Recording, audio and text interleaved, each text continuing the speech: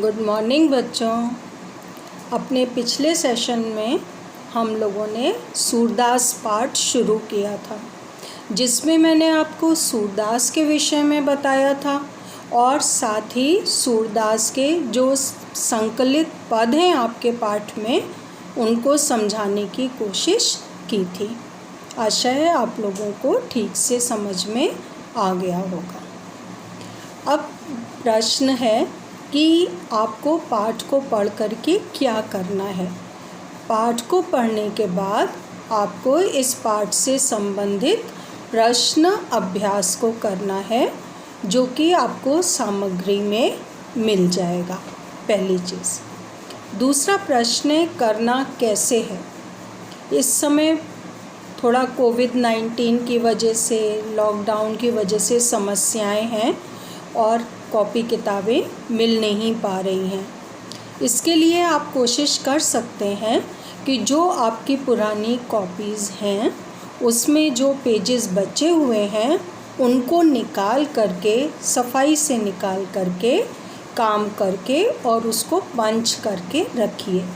जब आपकी fair copy बनेगी, लॉकडाउन पीरियड ख़त्म होगा, हम लोग फिर से काम शुरू करेंगे, उस समय जो आप कॉपी बनाएंगे उसमें हम इन्हीं पेजेस को लगवा देंगे। इसकी ग्रेडिंग भी होनी है, मार्क्स भी दिए जाने हैं, ये आपको पहले ही सूचित किया गया है, इसलिए काम को सफाई से करिएगा।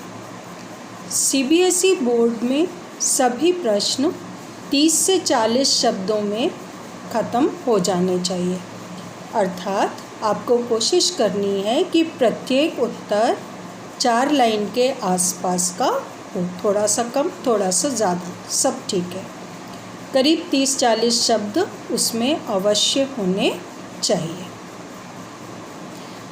कल जो पढ़ा था उसमें मैंने बताया था कि सूरदास की मुख्यतः 3 रचनाएं हैं और वो तीनों रचनाओं के द्वारा भी वो भक्ति काल के सबसे श्रेष्ठ कृष्ण भक्त कवि और रचनाकार माने जाते हैं। भक्त तो थे ही वो, लेकिन काव्य रचना भी उनकी महत्वपूर्ण है। फिर मैंने आपको समझाया था कि आपके जो पद संकलित हैं ये भ्रमर गीत सार से हैं।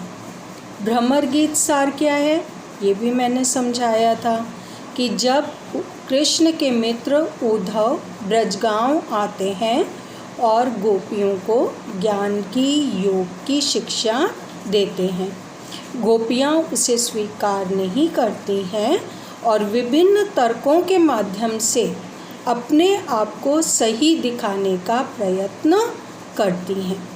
तो इस प्रकार से जो ये भ्रमर गीत सार है, इसके लिए कहा जाता है, इसमें सूरदास का वाक चातुर्य दिखाई देता है। वाक चातुर्य किसे क्या मतलब है?